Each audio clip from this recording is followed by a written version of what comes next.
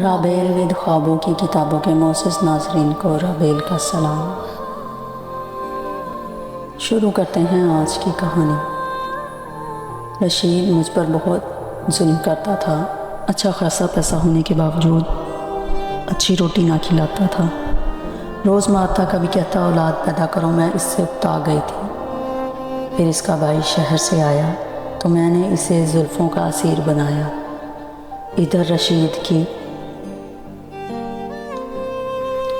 Jail کی سیاہ ظالم سلاخوں میں اسے اپنا دھم گھٹتا محسوس ہو رہا تھا۔ اپنوں سے جدائی کا غم ناقابل برداشت تھا۔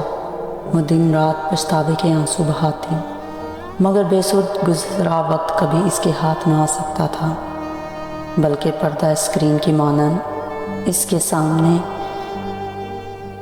تمام مناظر چلنے لگتے۔ کوئی بھی عورت اسے تانا دیتی تو یہی کہتی، کیسی سیاہ عورت ہو، ذرا حیا نہیں آئی۔ وہ روتی چیختی بلکتی رہتی، مگر جیل کی یہ سلاخیں اس کی دردناک زندگی اور موت کی جگہ بن چکی تھیں۔ وہ اپنے باپ کی اکلوتی بیٹی تھی۔ ماں باپ بہت ہی غریب تھے۔ باپ مزدوری کر کے جو بھی کماتا، اس سے 2 وقت کی روکھی سوکھی کھا لی جاتی۔ اس کا چچا زاد رشید تو شروع سے اس پر مرتا تھا، مگر وہ اسے گھاس نہ ڈالتی۔ اسے شروع سے ہی امیر زادوں کی بیوی بننے کا شوق تھا۔ روٹی کو تو وہ ترس چکی تھی۔ جوان ہوئی تو ارمان بھی جوبن پر آ گئے۔ گلی کے کئی لڑکے اس پر مرتے تھے۔ بے حد حسین تھی، اسی لیے غرور بھی کرتی۔ جلد ہی اس نے ایک آدھا لڑکے سے بات کرنے کے بعد کھانا منگوانا شروع کر دیا۔ وہ اپنی عزت کی حدود کو جانتی تھی، مگر اس کا مقصد صرف باہر کی دنیا گھومنا اور کھلا کھانا پینا تھا۔ باپ کو اس کے حالات کا علم ہوا تو اس نے زبردستی چچا زاد رشید سے نکاح پڑھوا دیا۔ اب وہ رشید کی بیوی بن کر اس کے گھر رہتی۔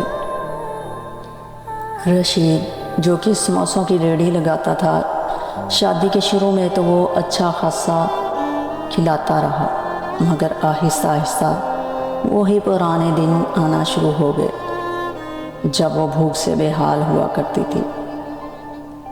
رشید تو اسے بالکل ناپسند تھا۔ وہ اسے محبت سے دیکھتا بھی تو اسے خوب ڈانٹتی اور اپنی طرف دیکھنے سے بھی منع کر دیتی۔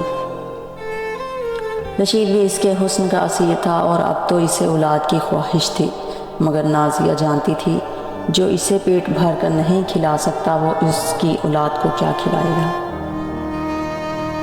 اسی لیے اس نے اولاد نہ پیدا کرنے کی ٹھان لی۔ اب رشید بھی روز آگ بگولا ہوتا اور خوب مار پیٹ کرتا۔ وہ روز رشید کی مار پیٹ کھا کر تنگ آ چکی تھی۔ وہ کہیں دور آزاد پنچھی کی طرح اڑنا چاہتی تھی۔ وہ اس ظلم سے نجات بھی حاصل نہ کر سکتی، کیونکہ جانتی تھی وہ والدین کے گھر واپس بھی نہیں جا سکتی، کیونکہ وہاں فاقوں کے طوفان منڈلا رہے تھے۔ وہ خود سے تنگ آ گئی۔ کبھی کبھی دل کرتا خود کو ختم کر لے، لیکن پھر چاہ کر بھی کچھ نہ کر سکتی۔ رشید کا چھوٹا بھائی یعنی اس کا دیور بشیر، جو شہر کی فیکٹری میں کام کرتا تھا، اکثر ان کے گھر آتا اور شہر کی بڑی بڑی باتیں کرتا، تو نازیہ کا بھی دل چاہتا وہ بھی شہر جائے، اس کے پاس ڈھیروں پیسے ہوں اور پھر وہ ملکہ بن کے راج کرے۔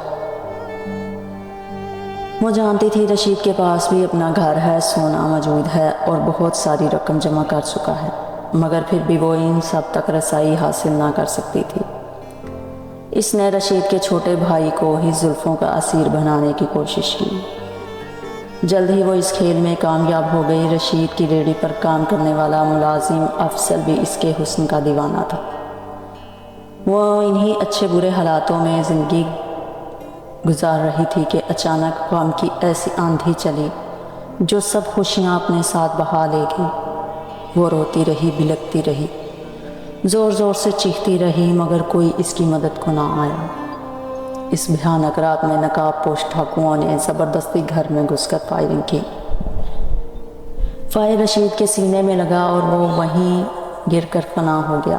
رات کے اس پہر جب سب آرام کی نیند سو رہے تھے، اس نے اپنی چیخوں سے سب کو جگا دیا، اس کی دردناک چیخوں سے ہر کوئی غم میں مبتلا ہوتا نظر آیا۔ گھر، زیور اور باقی سب پیسے اس کے نام ہو گئے۔ وہ سارا دن شوہر کی یاد میں روتی رہتی، پھر جلد ہی شہر چھوڑ کر کہیں دور جا بسی، شاید اپنے خوابوں کے شہر، جہاں اسے کوئی روک ٹوک نہ تھی، جہاں وہ اپنی مرضی سے زندگی گزار سکتی تھی، جہاں وہ اپنی مرضی سے اپنے محبوب کی سرگوشی میں جی سکتی تھی۔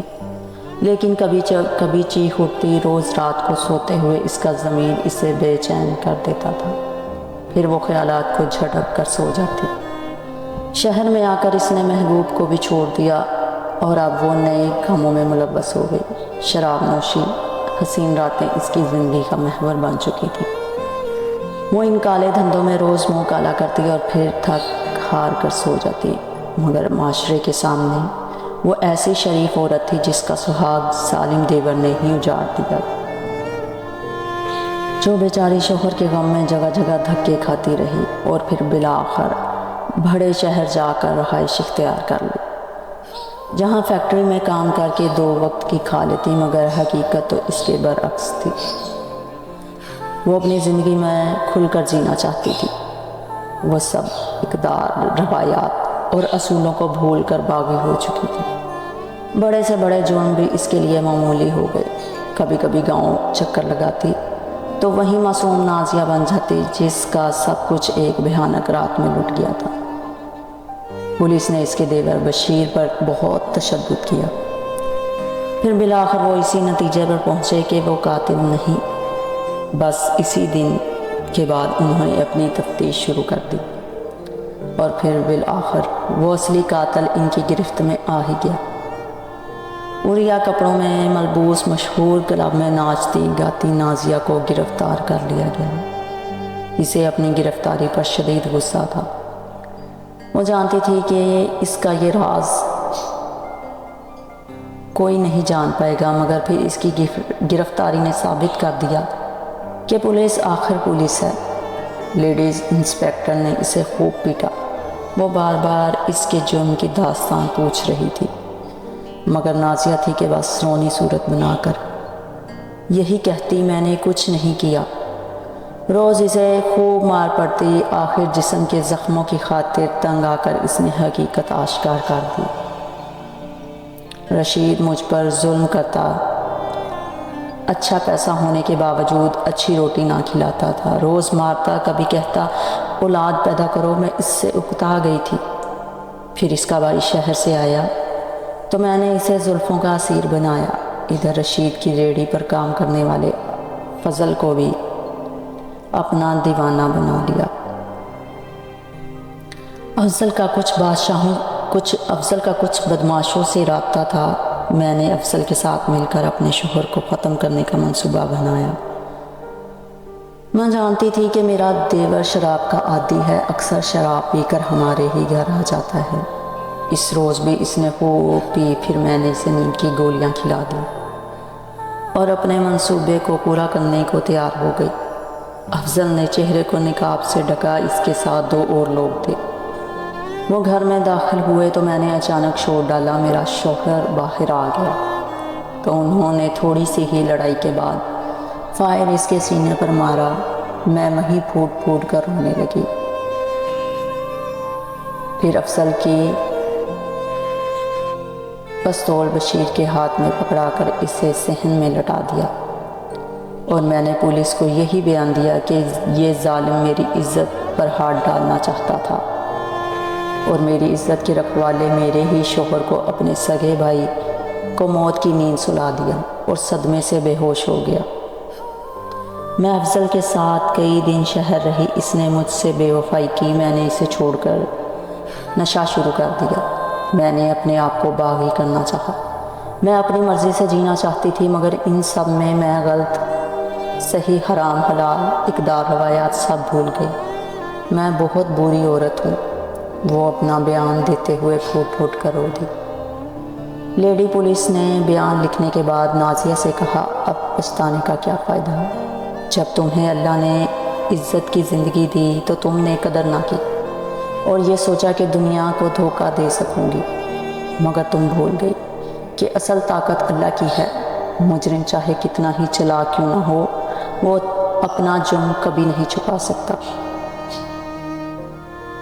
جی ناظرین، یہ تھی آج کی سٹوری۔ آپ کو کہانی کیسی لگی کمنٹ سیکشن میں اپنی رائے کا اظہار ضرور کیجیے، اور اگر سٹوری اچھی لگے تو اسے لائک کریں، اور اسی طرح کی مزید سٹوری جاننے کے لیے چینل کو ابھی سبسکرائب کریں تاکہ آپ کو نیکسٹ ویڈیو کا نوٹیفیکیشن سب سے پہلے ملے۔